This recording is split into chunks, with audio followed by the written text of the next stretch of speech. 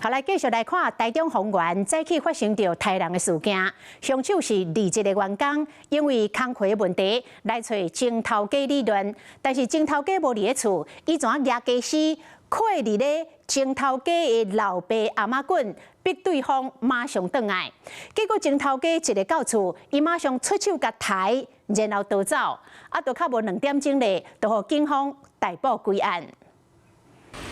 救护车驶离开现场，监视小组由黄色封锁线遮远镜，将这间人家厝前后后拢围起来。有遮大的场面，是因为有人举家私杀人。我想你喺做啦，向警察车停的啊，救护车就到位啊。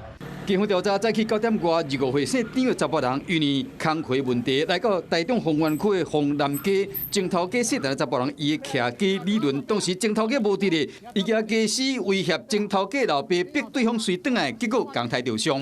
尾巴就是警察来，伊要找人咧出来，我有听伫外口咧讲诚深嘛，阿妈本向不知道。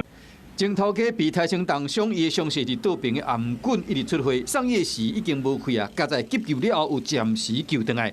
行凶的这个姓李的查甫人，杀人了后做移走，警方组成专案小组开始追捕，较无2点钟，就伫新光区将伊抓到，要调查讲到底是甚么款的纠纷，才会发生这件杀人的冲突。 Hello， 我是庄慧琪。想要抢先掌握最及时的新闻资讯吗？赶快订阅、按赞、开启小铃铛，锁定华视新闻 YouTube 频道。